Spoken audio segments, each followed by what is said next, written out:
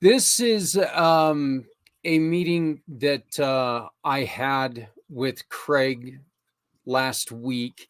We met for the first time last week. As a matter of fact, it was a week ago today, and it was something that I knew was out there, but I had never met anybody who had this to the point that he at the time had it, and then he switched it around and has used science. And anybody who follows this show knows how much I adore science, history, any of that, you know, genre. And so I again immediately asked him to go on ahead and join us today on Footprints Forward, because I think the lessons that he can teach us will be something that are going to help quite a few people out there. I'd like to introduce to everyone Mr. Craig Gustafson of Winning People Skills. Craig, how are you doing? If I were any better, I would be in trouble. Well, that's good. That's good, because it's not always been that way, has it? It has not always been that way. Can you explain to us exactly what you used to feel like? In like if you were in this situation before you started using your scientific method, what would be your first thoughts? Well, I am someone who isn't naturally good with people. Um, and over half of our message doesn't come from our words. But that was the only message that I got. So let's say that you and I are sitting in a meeting. The words that were said and the conversations that happen, I would hear and understand. But everything below the surface, through people's body language and that sort of thing, I wouldn't get. Let's say, well, you're an educated guy. You ever showed up to a difficult class 10 minutes late, and you got the gist of what was going on, but you knew there was something important you were missing? That's how I Oh felt in yeah. every meeting I ever went to, even if I was there early, just because I didn't get the things going on behind the scenes. It turns out that I don't naturally read social cues, body language, or facial expressions. It's a very neurodivergent trait, although I am not on the spectrum, probably just because I don't have enough traits to be considered on the spectrum. But yeah, for whatever reason or for however, it's not something I ever learned to do. So, um, partly as a result, I was often that guy. Everybody knows that guy. The guy who will say the right thing at the wrong time or the wrong thing at the perfect time. No one in my life had to wonder who that person was going to be, because it was likely me. Um, and I wasn't mean about it or have bad intent. I was just socially oblivious. And this wasn't something that happened every once in a while. This was something that you were dealing with all the time, right? Until I was 50 years old. Uh, when I retired from the military in 2011, my last commanding officer said to me, "You know, I always knew that you would be the one person who would tell me the truth. You would be the person that would tell the emperor he was wearing no clothes. The only thing I had to worry about was who was going to be around when you told me." Like I said, I was that guy. And it turns out that I was working for a company in San Diego, I guess about 2018. And I was helping them put together training resources for young people that they really wanted to retain. And part of that was the book Emotional Intelligence 2.0, which I was enthralled by because all of this was new to me. And I took the survey at the back of it. And I'm pretty certain when I hit enter, alarms went off in someone's office because I was just literally that socially oblivious. But it turns out that it's one of the best things that ever happened to me. Because when we get confronted with something like that, we have two choices, right? We can say, this is garbage, I don't buy it. I can't be that bad. Or you can say, okay, well, maybe this explains a lot and I should get curious and learn more and go find help, which is what I did. I went and found training for advanced social skills to learn to be good with people. And it has changed everything for me. Uh, my tagline is, you know, along the lines that, well, one, if you can be anything, why not be amazing? But we all win when we have great interactions. And the science behind them isn't that hard. So I am on a mission to help people like myself learn to be amazing with other people. And it matters. Korn Ferry, the international HR firm that's actually the sponsor of one of the PGA tours, came out and said that 78% of HR professionals are having a hard time finding people who are high in emotional intelligence. Yet 90% of promotions go to those people. So if you're a young professional or someone who is struggling to get that next promotion, you may be like me, where people skills are the thing that are keeping you back. The good news is, in a very short period of time, 10 weeks usually, we can learn the science behind how we interact and change everything for you. This formula, what are some of the things that can help? Like what are some of the telltale signs that this can help people to improve on? Well, for me, after I took this class, I went back and I took that survey again. And instead of being in the upper 50s, low 60s, my scores right away were up in the 85th percentile. So learning to read social cues and learning to read people changed all of my interactions very, very quickly. Like I said, it's a science. And the great thing about it being a science is if we invest a little bit of energy into it, just like algebra, we can get better at it pretty quickly. But Korn Ferry actually went out and said that this is going to, in the digital age, this is going to be the next currency among the people who are successful and those who are not. Because in an age where fewer of us spend time in the company of people, it's even more important to be good with people when we are in the company of others. The specific skills that they're looking for is people who are willing and able to have a difficult conversation in a kind way. Okay.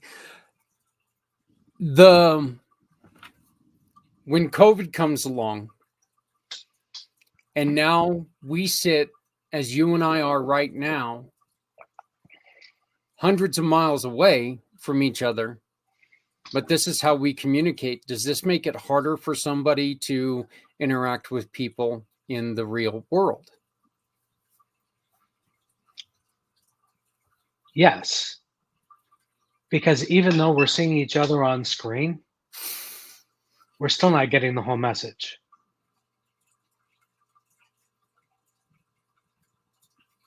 But being on screen is a lot better than just seeing each other through email. I'm someone who doesn't tend to text a lot because of my past, where everything was literal.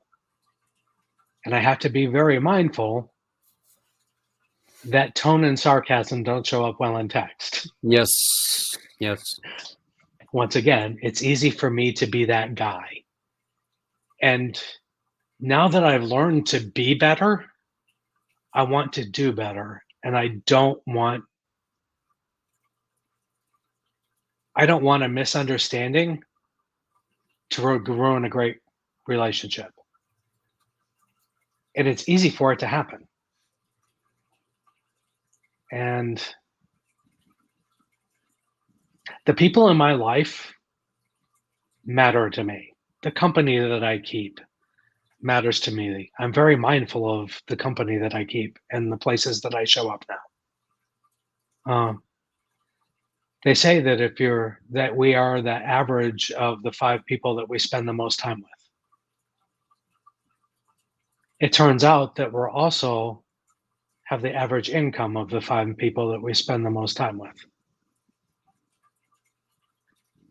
So it pays to be mindful of who we spend our time with and who we give our time to.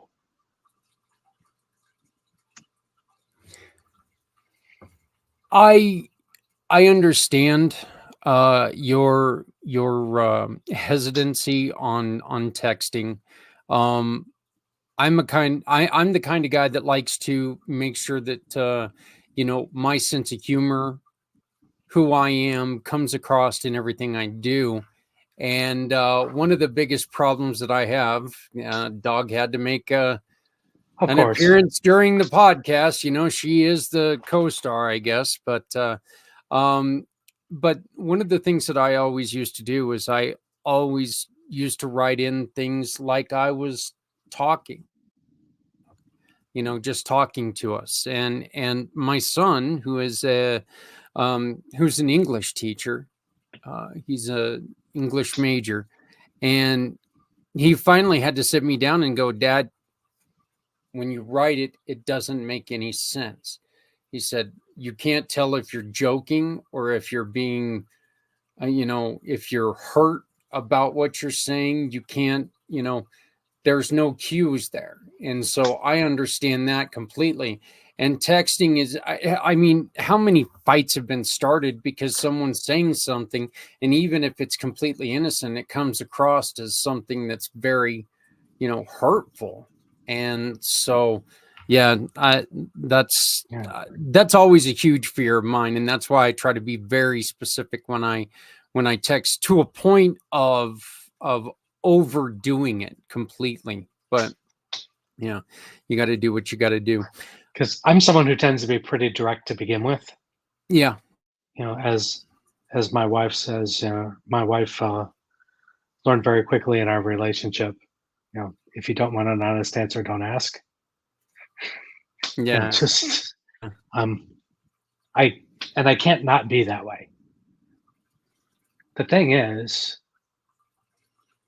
if you spend time with kids and you have a basket of green apples and there's one red apple in the basket, what apple does everybody want? Oh, they're going to want the red apple. They're going to want the red one. So my thing is, I don't want people to be an orange, but how do we make you the best possible red apple? And how do I be the red apple? I can't change who I am, and I'm not willing to be an inauthentic version of who I am. But understanding how to show up and how to be good with people matters to me, because I've said a lot of things unintentionally and hurt a lot of feelings in my past. And now that I've learned not to, I'm very mindful of it. So, like you. Yeah. Do you now kind of take and sit back for a second before it comes, before when it goes brain to mouth? Do you sit back for a second and go, am I going to say the right thing here? Is that part of what you do now, or is it still just brain, here it comes? hope for I'm the more best. mindful now, but I try to be not inauthentic, but how do advertisers get to us, right? They prime. Hmm. Why can't we? Stuff like things that we overlook all the time when we have non face to face contact, right? You and I emailed a couple times. Yeah. So your email wasn't our meeting, it was our next connection. The two mean the same, but they're not the same, Yeah. Yeah. right? What about eye contact and posture and stuff like that? Does that all have to do with this method? They are part of the science, and eye contact actually tells us a lot about the relationship that other people think that they have with us. Uh, you can't really do it on camera, Hmm. but people tend to power gaze in business situations. They tend to look each other right here. In social situations, like when you're talking with a friend, you use more of the whole face. Uh, and if someone is actually romantically interested in you, they'll actually go as far as here. Understanding that when you're having a face to face contact or interaction with someone actually gives you a lot of clues about who they think you are to them. And it's also part of the reason that some women tend to not be taken seriously in business interactions because as young girls, women often are taught to be very social and be nice and get along with other people. So they often tend to social gaze, looking at the whole face, while men are power gazing. And they miss that in business relationships. It's kind of interesting. I know one of the biggest problems that I have, Craig, are is due to the accident. And when I'm talking to somebody one on one, I get so distracted by everything because I'm deaf in my right ear and I can hear everyone else's conversation out of my left ear.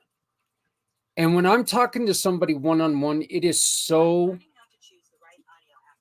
I don't know why my phone is talking to me, but sorry about that. See what happens. See? But what happens is I get so distracted by other people's conversations that it becomes hard for me to maintain that eye contact. Is there something I could do to change that? Well, I focus on something about somebody rather than just looking them dead in the eye because anything more than about 60 or 70%, people start getting weirded out. Yeah. Well, yeah, like I said, that's one of the many examples because if I'm in a room and I'm having a conversation like with 6 or 7 people, that background noise can really make a difference for me, and I can focus on everyone. But if it is just 1 or 2 people, it's really really hard because I hear everybody else's conversation. Well, If I really struggle in public places because my military background, a lot of my hearing I have actually lost. So when there's a lot of background noise, uh, I struggle to have a conversation with my wife at dinner. And at first, she would get really offended, but I'm like, hey, if you want to have a conversation and not just be social, No, we need to go someplace that's more quiet. But yeah, public places just can be very difficult for me. So I get it. Um, yeah, going ahead. I'm sorry. No, I get the struggle there. So I'm mindful about where I am when I want to have a conversation that matters to me. Like I enjoy going to church, I enjoy the music, but if you want to have a conversation with me there, we're probably going to have to go outside. Yeah.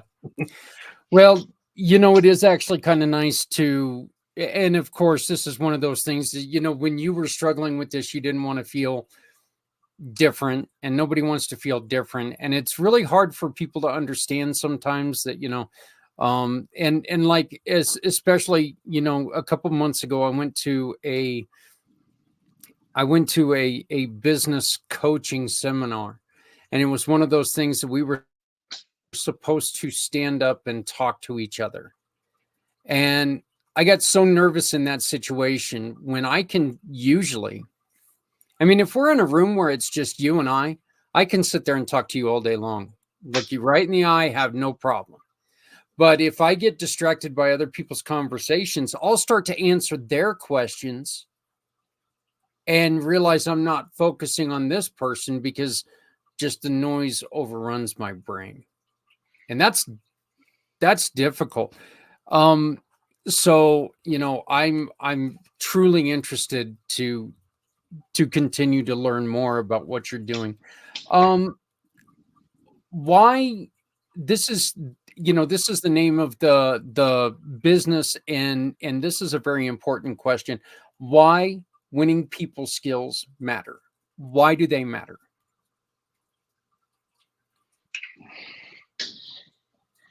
In the end, everything we do and everything we're about revolves around relationships. Everything. Marriages, friendships, social gatherings, even our sports buddies. Everything is a relationship. In order to have relationships, you need to have connection. So if we can learn to have better connections and have better interactions with people, we're more accepted every place that we go. Because the sad truth is, in a lot of ways, we're like a book. A lot of people judge us by the cover. A few people actually will open up and see what the ends say. But in this busy world, we don't a lot of time take the time to read the whole book. So all we get is either the Reader's Digest version or what the cover shows us. So, again, in priming, how do we put our best foot forward so people want to spend time with us? Because it matters.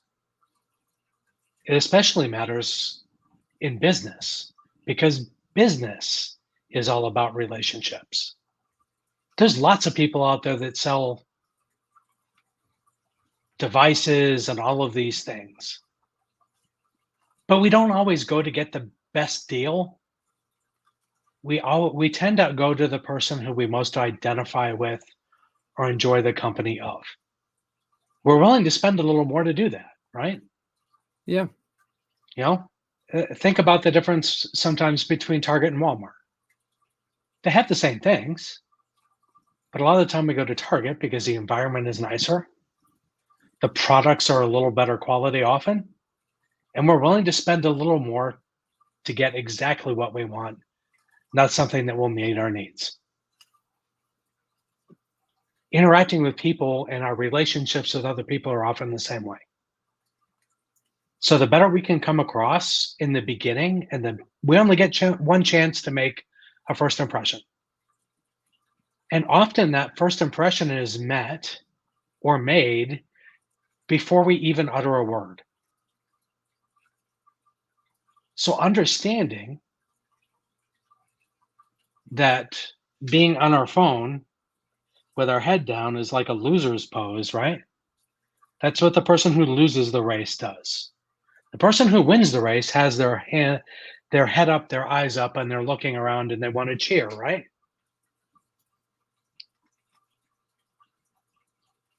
So leave your phone in your pocket. Go meet people. It matters.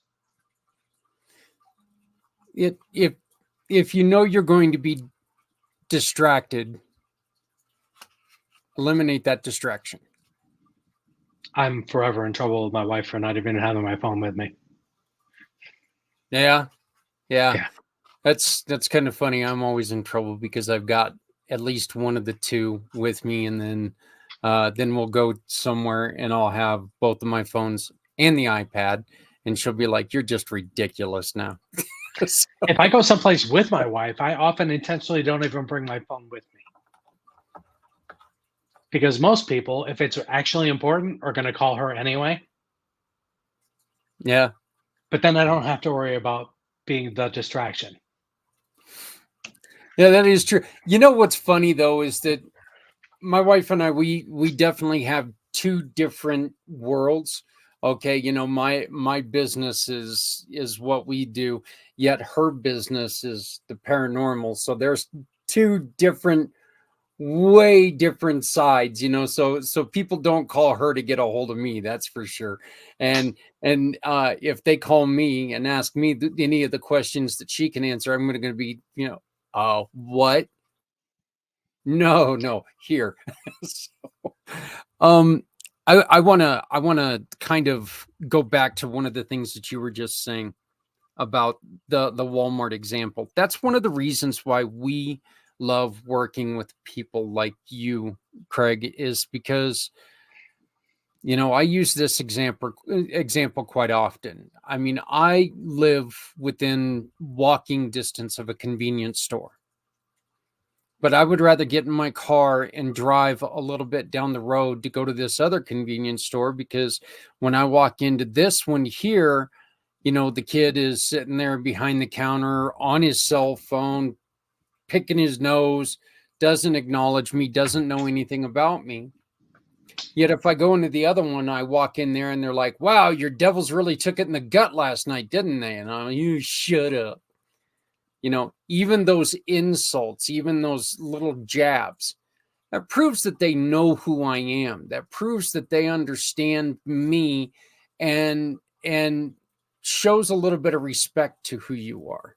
So, and that's just something that you as a customer, it just makes you feel like, what, I'm where I belong. I don't belong in the other one, even if it's for a simple transaction, even if I'm going in for, you know, uh, God forbid, a microwave pizza or something like that, Hey, you know. So the the thing about me, especially in my past, is there were people who loved me. There were people who definitely didn't care for me, but nobody was undecided. yeah, yes, yeah, yeah. Well, Um, let's go into your past a little bit. You are a veteran. I am. Uh, how and you and we did talk about this a little bit when we first met. Can you tell me about some of the difficulties you had when you were in the service? Well, when I speak publicly, one of the things I say is that, hi, I'm Craig and I'm a recovering social misfit. And part of that is because in many ways, I did life backwards. Most of us run off and get an education and find our way to find our thing. But I actually started with my dream job. And for 26 years, I was a submarine sailor in the United States Navy. And I absolutely positively loved what I did. Even though I wasn't great with people, I was good enough at what I did that I could not be ignored. But at 26 years, the shelf life was up and I was voluntold to go retire. So now, this thing that I've spent my life doing, that I've built my identity around, I'm no longer a part of. the rules of that community were very different than those of society. So I literally felt like a squid out of water. And like many veterans, I struggled when I got out of the service. And, I was in plenty of situations that you could probably identify with PTSD or something like that. But that's really not why a lot of veterans struggle. A lot of veterans struggle when they get out because when you're in the service, not only are the people you work with the people you live with, there's no escaping it, and they are your life. But when you get out of the service, the rest of the world isn't that way. People in the civilian world, they go to work, they do their job, they come home. When you're in the service, you literally live your job. The people that you work with are your family. And when you survive things that are either unfortunate or difficult, you build bonds with those people that sometimes are greater than the bonds you have with your family. So when you get out and you no longer have that, it's easy to feel lost and feel like you don't fit in. For me personally, I think that part of my social growth was perhaps stunted, and I didn't learn these advanced people skills because I spent all my time in a closed environment where other people weren't allowed in. So once you learn to get along with the people you're with, that's really all you need. But that wasn't sufficient for me after I got out. And I didn't understand why. Why am I struggling? What's going on? Why am I putting people off with the things they say that I do? But the alarms really didn't go off until I took that personality assessment or that emotional intelligence survey, that it pointed out to me that, hey, there's something going on here that you really need to address and take care of. So you can fit in with these people that you want to spend time with. So that was difficult because I went from job to job to job to job looking for something and looking for some place I fit in until I finally found it with that company. How quick I have a great debt that I owe them. how quickly did you realize that that was the problem, that you went from a place where you knew everyone, you knew, not only you knew everyone, you knew about everyone, you knew their backstory, you know who they were, what they do, what they liked, to, well, I know him in a work situation. It took me a few years. When I first got out, uh, I went to college for the first 3 years after I retired, and I actually worked for the people that used to work for me. So Mhm. that was easy. But then I after I got my degree, I got hired on someplace that was a completely different community, and I really had a hard time understanding why I didn't fit in. I had the same education background as them. A lot of them even were veterans, but from a different community. And I just struggled to fit in and play nice with others. So, and I didn't know why, but I knew that I was always that person that was likely to say the right thing at the wrong time or the wrong thing at the perfect time. Just, caution, be sure brain is engaged before the mouth goes in gear. And I didn't say things to be mean, just as I guess, as my wife still says, just because you think it doesn't mean you have to say it, Craig. I still have a tendency to struggle with that. So Yeah, yeah. There, yeah. I understand that. Hey, are are we doing a disservice to kids who are not maybe emotionally and mentally mature brain-wise by putting them into this situation and then releasing them back into society? Are we doing any damage to them, or is it really kind of on a person-to-person basis? Some handle it more than others, or or is there maybe a different way that we could do this? I think that the military does a lot better job now than they used to about getting people ready to get out. For me, they sent me a week-long class and said, "Here you go." And I literally came back off deployment and I was retired 2 weeks later. So, uh, but I think a lot of people figure it out quickly. But those who don't and are like me, I just want them to know that there is actually training out there to learn to be great with people. Whether you come to me to get it or you find it someplace else, do yourself a favor and just go find it.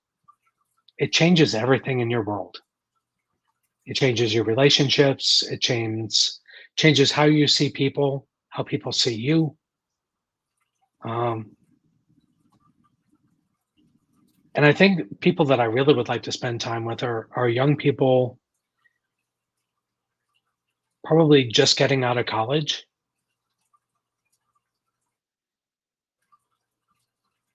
Because if 90% of promotions go to people who have great people skills, some people call them power skills, some people call it emotional intelligence. All of these things are, if they're not the same thing, they're all related.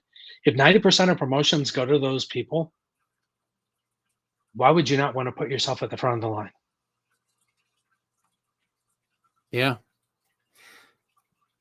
I also do very well with people who are neurodivergent, kids on the spectrum, because they Okay. don't naturally learn to read people and social situations well. But they're insanely brilliant. They are other gifted. But if we can set them up to thrive socially, how much less stressful is their life? And how much faster they can they learn to thrive in the world with the rest of us? I think it's important and I think it matters. I would like to be that agent of change. Yeah, and I think that the statement that you just gave us, I think that that is something that is very important because you end your conversation with what you just said. You know, be the agent of change for someone like you were me, is the way that we ended our last conversation.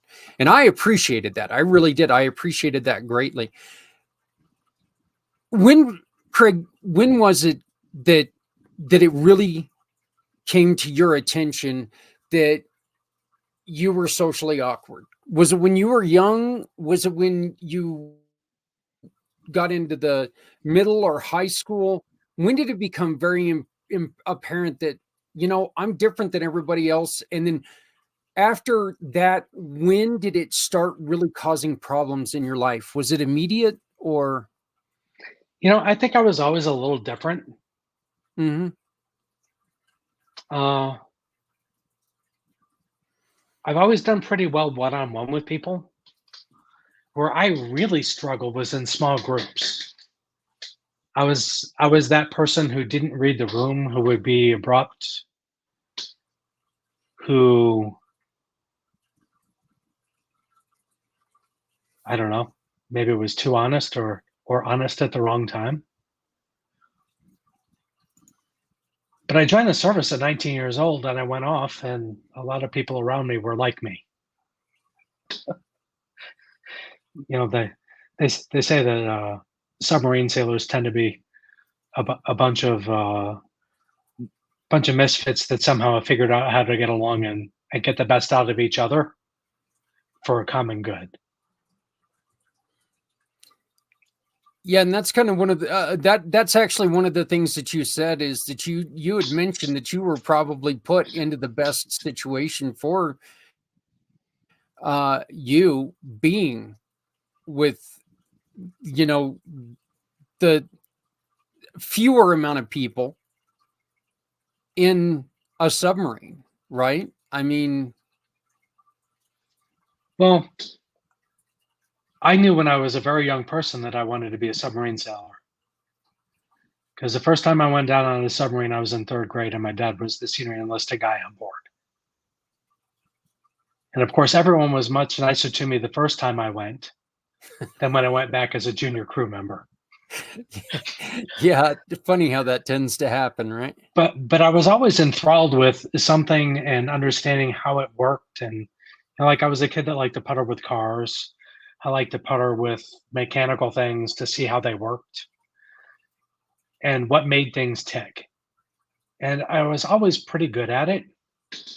Uh, I wound up being in military logistics when I entered the service. They did a phalant test on me and discovered that I'm mostly red green colorblind. So that they were pretty upset that they couldn't turn me into an engineer because I couldn't play with valves and I couldn't play with wires. So for obvious reasons, but Yeah.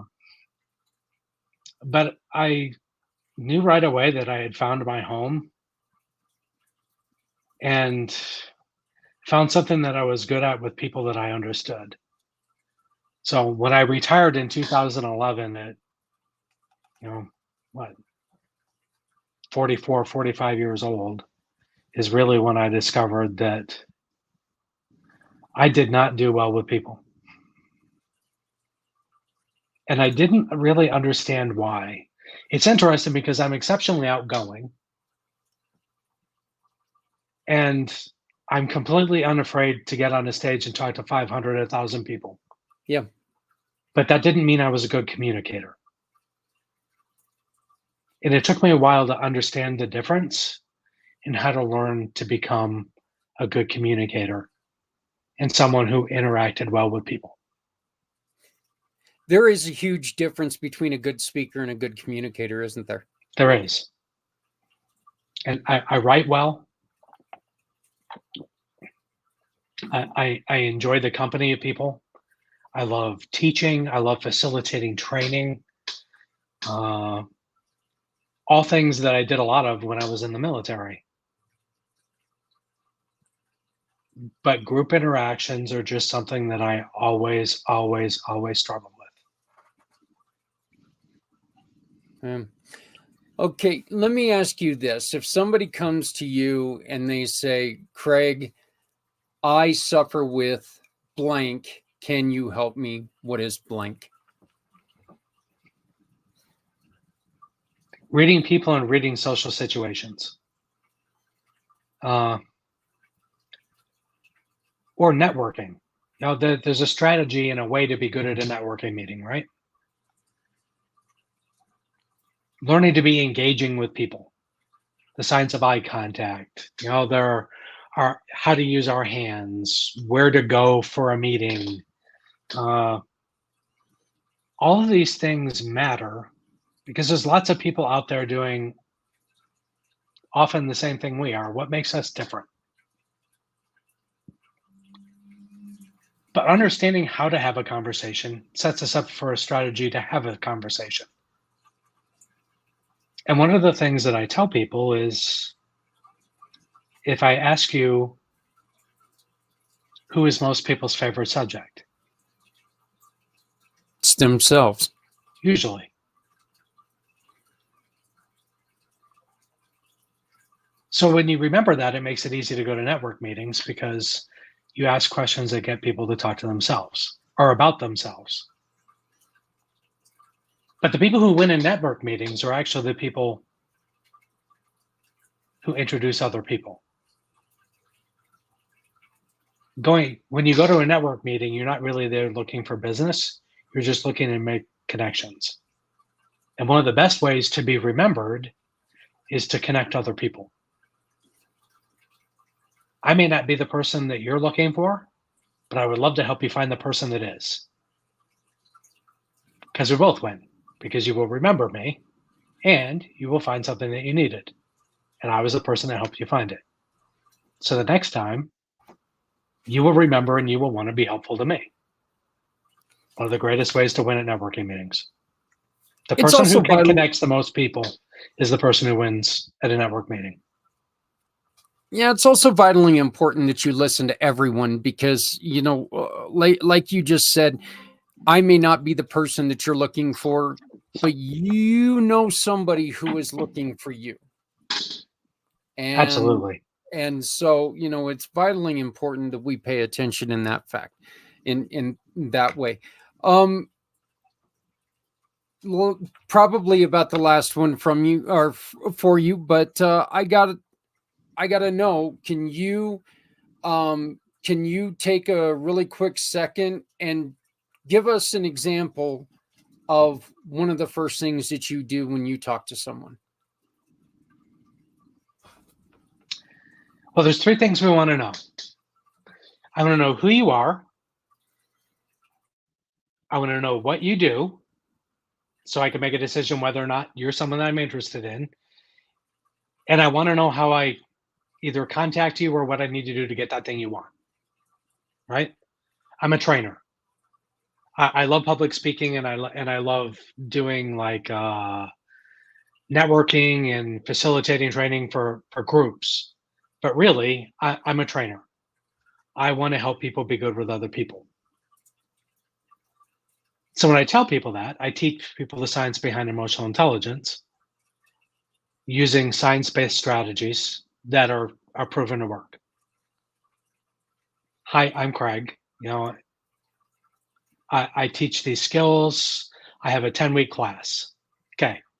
So people know either they're my person or they're not my person. But when they go on and meet someone else, they may keep me in mind. But a lot of the time, I tell people I recognize that I may not be the person that you're here for, but I want to know about you because I may need your service, or I may need someone who knows your service, or I might meet someone else here who wants your service. So please tell me about yourself. Sometimes I just build friendships that way. It's you know, life is a tapestry of many colors, right? Yep, that's So absolutely true. Is there anything that we forgot to mention? Is there anything else that you would truly like to bring up? no, just if what I have to say resonates with you or someone that you know, please reach out to me. Because when I was in the service, I loved what I did, and it took me 10 years to find this place again. That I love what I do again, and like I said earlier, we all win when we have great interactions. And I would love to help be the agent to change for you or someone that you know, because this matters. And the HR professionals of the world are saying that this is going to be the next social currency, being good with people. And I really want that gift for other people because we all win when we have great conversations. Yep, absolutely. What is the easiest way, Craig, for people to get a hold of you? Email me, Craig at Escaping Social Awkwardness. And you've got a phone number?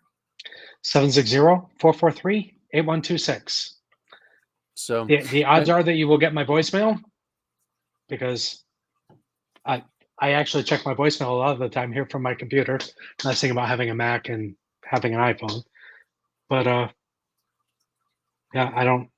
A lot of the time, I'm someplace where it would be inconvenient or awkward for me to be on the phone. But I do return calls, and I'd love to have a chat with you. I greatly appreciate it. One of the greatest things about Craig, he is now part of the Community Pay It Forward family. So anytime that you hire Craig, he is going to give a portion back to the cause that you love. So if you are looking to make improvements on yourself, better yourself, and get yourself in line for that promotion, get yourself in line for feeling better and stronger about you and yourself, you call Craig, hire Craig, and then you also get to help somebody else stand up on their own 2 feet. Craig, I want to say, first off, welcome to the family. We love having you here. I am so excited to hear about this journey. You are on you're just now getting started, so this is something that you're really hoping to make a huge difference for. And we're here to support you any way that we can. I greatly encourage everybody to go to escapingsocialawkwardness.com. Once again, that's escapingsocialawkwardness.com. Go and check it out. The stories, everything on there is just wonderful. Gives the example of the book. Why don't you go ahead and give credit to the book that you read that changed your life? It was Emotional Intelligence 2.0 is one of them. And the fact that I decided to try and make a business out of this was actually from Richie Norton. He has a book called The Power of Starting Something Stupid. Well, because a lot of people, when they come up with an idea, like Jeff Bezos, people told him it was stupid to start Amazon because he already had a good job. People thought Henry Ford was stupid because people didn't want a car or didn't know they wanted a car. What they really wanted was a faster horse. But people that do unusual things that wind up being agents of change, in the beginning, many of them people are thought of as stupid or crazy. So The Power of Starting Something Stupid by Richie Norton. I thought it was a fabulous read. I think I'm going to have to look that up, because I'll tell you this: if I would have, back when I was in my 20s, if you told me that I was going to be carrying around a cell phone to where people could get a hold of me at any point and any time, I would have thought, man, you're out of your damn mind. There's no way that's going to happen. And now, as I aforementioned, 2 cell phones, a tablet, all these other things, any way to get a hold of me. So yeah, I guess you grow up and things change. But Craig, again, thank you for joining us on Footprints Forward. Thank you for living through your struggle and bringing attention to the cure. And I really think that is so. I'm really excited about what we're going to be able to do together and helping to change this for other people, because that there's people out there who don't even maybe know what they're dealing with or what their solution looks like, and hopefully your story will bring that solution to their lives. Well, thanks for being an agent to change yourself. Well, thank you very much. The world needs more people who just want to help other people. It's really kind of funny. I think that most people actually want to help somebody. There's just not. Everybody gets so caught up in the money aspect of it that they kind of forget that there's other things that we can do to really make a change. So, and that's why bringing in people like yourself is so important for what we're doing. Again, you can get a hold of Craig by email at Craig at escapingsocialawkwardness.com. Once again, that's Craig at escapingsocialawkwardness.com. Or you can send him a call at 760-443-8126, 760-443-8126. And there's always the website. As I showed you, there's a contact form on the last page. Just go to escapingsocialawkwardness.com. Thank you, sir. I look forward to it. And of course, you can also find him on communitypayitforward.us. Thanks, and have a great day. I'll talk to you soon. All right. Thank you, sir.